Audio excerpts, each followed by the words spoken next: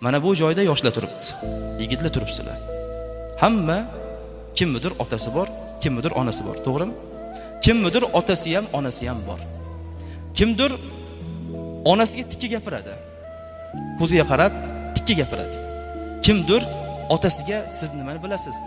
Bizda bilag'on deb turib otaga, qalbiga og'riq beradi. Qachon mana yigitlar turibsizlar, qachon onangizni oldiga borib, quchoqlab, oyog'iga, tizzasiga bosh qo'yib, sajdagohim deya oldingiz.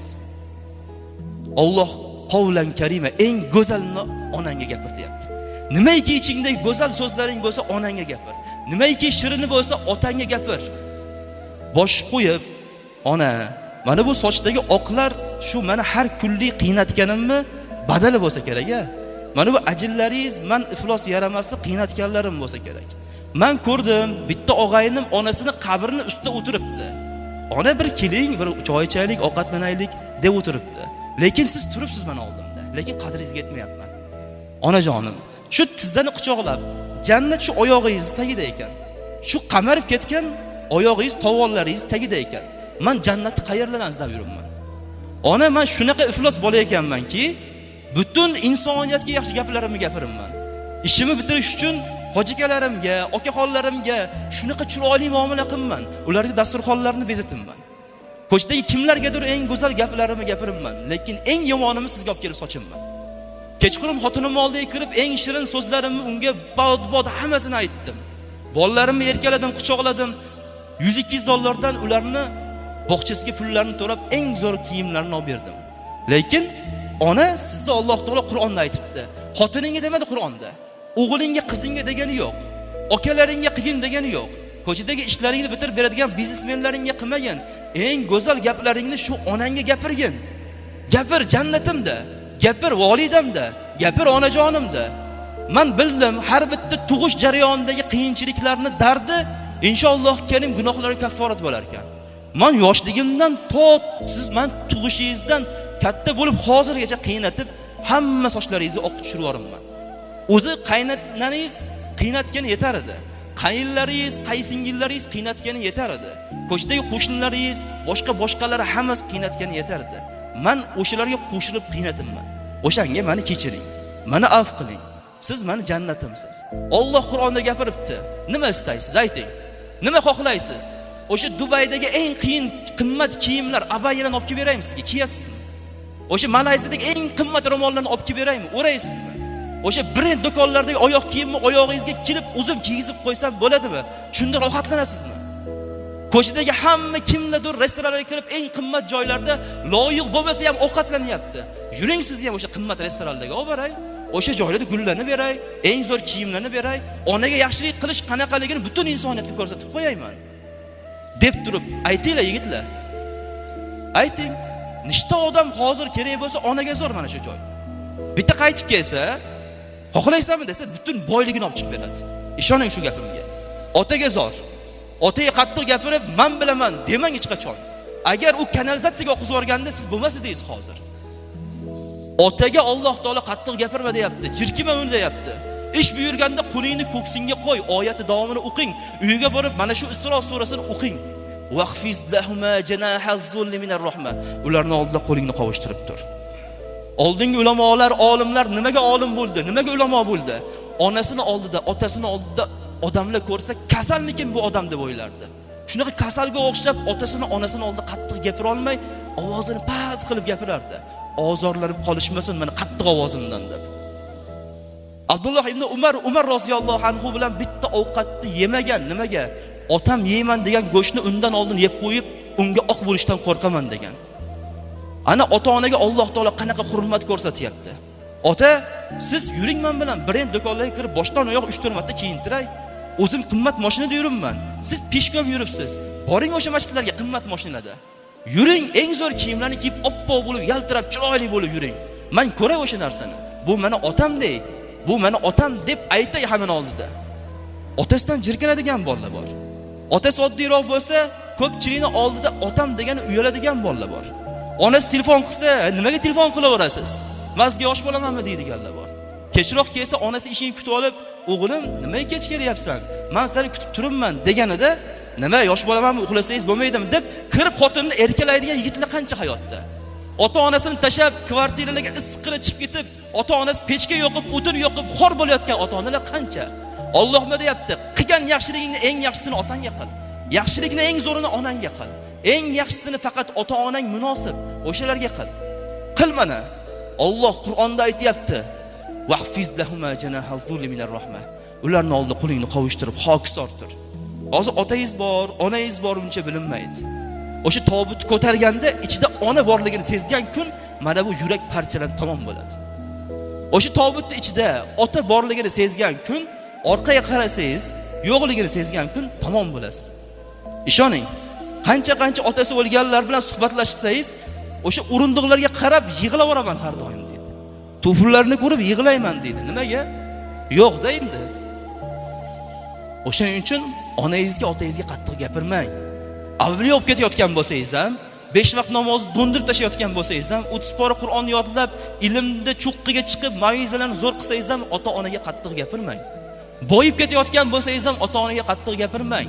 Ularga ko'p narsa kerak emas.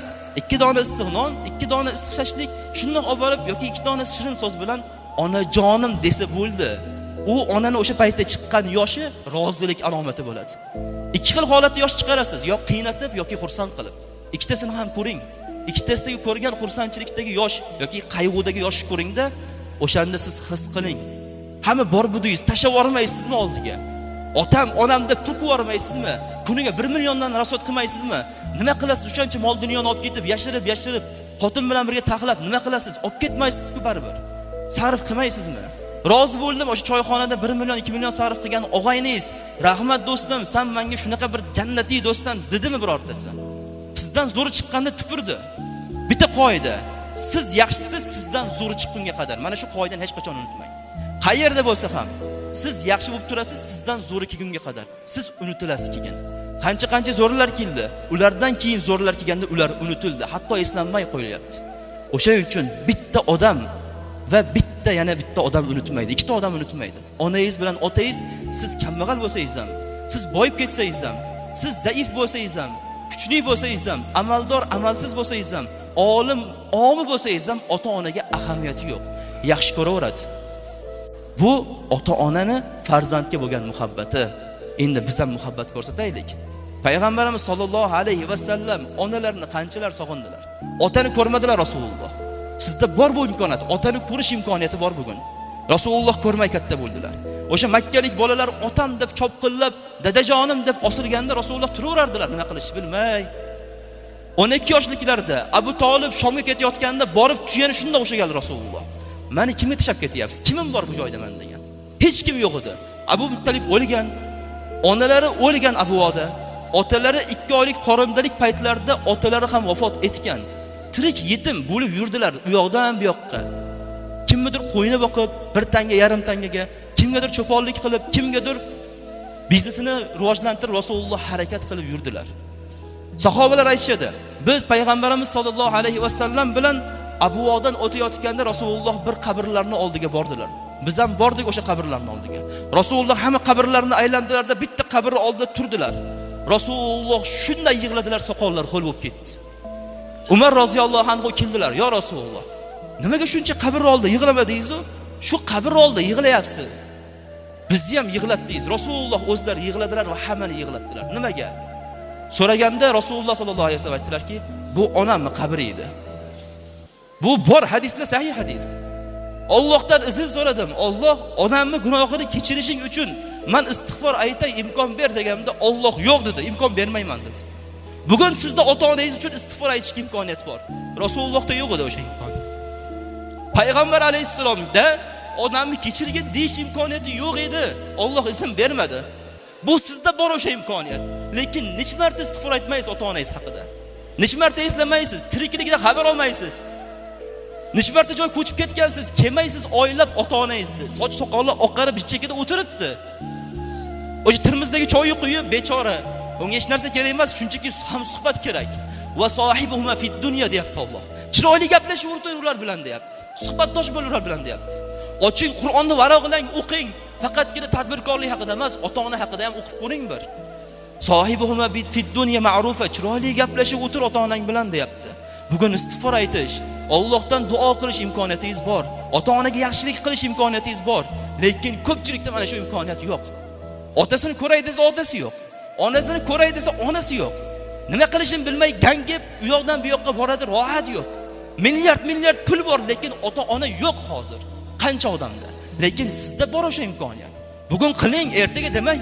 Falon mo'shtani olib uchasiga qilaman demang. O'lib ketsin kimlardir yashaydi o'sha dunyoda. Sharoit qiling eng zo'rini. Nima istaysiz? Hammomingiz zo'r qilib beraymi? Issiq teplapollar bilan shundoq ochganda issiq suv keladigan qilib beraymi? deb ayting. Oshxonangizni zo'r qilib beraymi deb ayting. Har kuni kiyim olib boring kerak bo'lsa. Nima qilib bo'lsa ham, girdi kapalak qilib bo'lsa ham xursand qiling. 3 ta narsaga termulishda savob bor. O'shani bittasi ota-ona. Yuzlarga qarab subhanalloh. Shu onam meni dunyoga keltirgan-a? Agar abort qilib yorganda men bo'lmasidimi, shu onam rahim qilib meni dunyoga keltirdi. O'sha men jirkansam ham o'zimdan onam jirkanmay hamma yog'imni artib tozaladi, yuvintirdi, kiyintirdi. Mana bitta bolam 1 yosh, 2 yosh qiynataverib jonimga tegib ketdi. Biz 6 tamiz qanaqa izib tashlagan ekanmiz buni. O'sha imkoniyat, sharoit yo'q paytda, hayot komfort bo'lmaganda onam o'sha pechkani oldida hammamiz katta qildi. Telpakka solib katta qildi kerak bo'lsa. O'sha sandallarni oldida katta qildi. Shu onam edi. Shu otam edi. Kechasi qayerdadir qorovul bo'lgan, kechasi safarga chiqqan, Rossiyaga bordi, Qozoqqa bordi, Koreyaga bordi, ishladi, katta qildi. Lekin men qaysi yuz bilan unga qattiq gapiryapman? Alloh aytayapti-da: "Vahfiz lahum janahaz-zulli minar rahma." Xorlik qanotingni past tut ota-onangning oldida. Tikka qarama yuziga deyapti. Qattiq gapirma. Hey siz demagin ularga. Past qil ovozingni, xo'p bo'ladi. Assalomu alaykum onajonim. Shunaqa deb gaplashinglar telefonda. Shunaqa deb gaplashinglar. Onajonim, otajonim deb gaplashinglar va duo qilinglar. Har namozdan keyin birinchi navbatda ota-ona tursin maqomda. Albatta payg'ambar alayhisalom va undan keyin ota-ona shundoq tursin. Shundoq tursin. O'zim, farzandim, xotinim, qaynanam va hokazo demang. Otam, onam. Shu otam, onam, ey Allohim deb gapiring. Alloh Qur'onda nima dedi? O'sha oyatni davomini o'qing. Duo qilishni ham o'rgatib qo'ydi. Va qur robbirhamhuma kama robbayani saghira. Ey Robbim, ota-onam meni yoshligimda qanday tarbiya qilgan bo'lsalar, qanday katta qilgan bo'lsalar, ularni san gunohlarini kechirgin. Ularga rahim qilgin. Hozir vafot etishgan bo'lsa, o'sha duoga zor ular. Tirik bo'lsa ham ularga rahim qilgin degan duoga zor. Xizmatini qilib oyoqlariga shu kavush bo'lib ketingda xizmat qilib. Har kuni xizmat qiling. Har kuni yotib oling xizmat qilib. Har kuni 10 mahal telefon qiling. Har kuni xabar oling. Har kuni tansiq taomlarni olib boring. Imkoniyat bor. O'sha mol dunyo yo'g'ib ketyapti. Bugun sizda imkoniyat bor. Qiling hammasini. Shunday qilingki, u ota-onangiz shunday duo qilsinki, dunyoda jannatiy degan maqom shundoq olib qo'lga keting.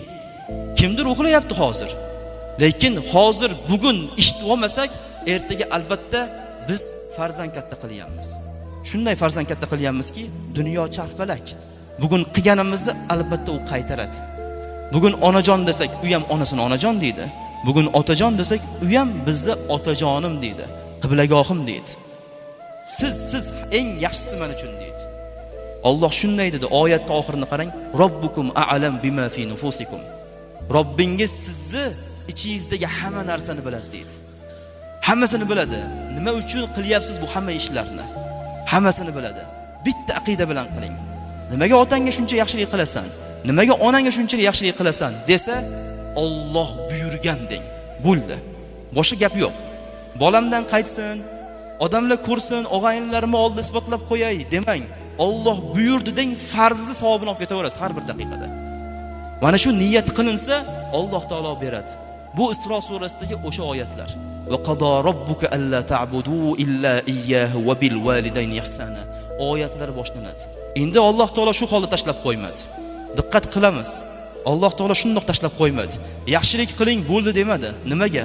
Bandani beburtligini Alloh taolo o'zi biladi. O'zi yaratgan, biladi bu banda yaxshilik qil desam deydi. Shundoq ko'chadan ro'molli kiyim olib keladi-da, shundoq otadi-da, bu sizga yaxshilik deb ketadi. Yaxshilik qilish kerak ekan bo'ldi-da, men yaxshilik qildim-da deb ota-onasidan teskari qarab ketadi. Endi Alloh taolo bunga ham yo'l qo'ygani yo'q. Shunaqa tartiblashtirib berdi. Ota-onangga shunday yaxshilik qilasan deydi. imma yablughanna indakal kibra ahaduhuma aw kilahuma. Ey bandam deyapti. Agar sana oldingda otang yoki onang yoki ikkovi keksalik yoshiga yetsa, bu seni katta baxting deyapti Alloh. Qarang, bu seni katta baxting. Otang yoki onang oldingda o'tirishi katta yoshga kirib. Bu shunday baxtingki, imma yablughanna indakal kibra ahaduhuma aw kilahuma, shunday baxtki, fala taqul lahumā uf deyapti Alloh. Ularga uf demagan. Ularga uf dema. Onangga uf dema. Otangga uf dema. Alloh bu joyda uf degan kalimani ishlatdi. Nimaga? Og'iz bilan beriladigan aziyatlar juda ko'p. Ko'p sanayapmiz. G'iybat qilib aziyat beradi, tuhmat qilib aziyat beradi, so'kong'ichlik bilan so'kib aziyat beradi. Qo'yingki, mana bu til juda ko'p holatda aziyat berishga usta. Go'shtsiz, suyaksiz til juda ko'p holatda aziyat beradi. Alloh nima deyapti? O'sha katta aziyatlarning ichida bu kichkina ufni ravo ko'rmaysan deyapti hatto. Qolganini qo'y deyapti. O'shandoq katta aziyatlar turibdi, ularning oldida mana shu uf degan so'zni ham ishlatmaysan deyapti Alloh. Otasiga, onasiga, bandani otasiga, onasiga Alloh taolo shu gapni gapirmaysan deb bandaga Alloh taolo hukm qilib chiqarib qo'yapti. Wala tanharhuma, ularni jirkimaysan deyapti. Qo'l bilan aziyat ko'p, tarsak solish bor, urish bor, biror narsani uloqtirib yorish bor, lekin eng kichkina aziyat qo'lni shundoq qilib tushirib siltab ketish. U bu narsa deysa, deb turib ketish, bu mana shu jirkish bo'ladi. Alloh jirkima deyapti. Wala tanharhuma, qo'lingni siltma ularga deyapti. Urish u yoqda tursin. Qo'lni bigiz qilib gapirish u yoqda tursin ota-onaga. Qo'lingni nimaga bu ish menga buyuryapsiz? Akam turibdi-ku, okam turibdi, ukam turibdi-ku demagin, qo'lingni siltamagin. Shuni ham ravo ko'rmagin deb aytayapti Alloh taolo. O'qiganda siz butun vujudingiz bilan o'tib ketgan ota-onangizni ham eslang. Tirik ota-onangizni ham eslangda, demak yaxshilik qilishim kerak ekan deng.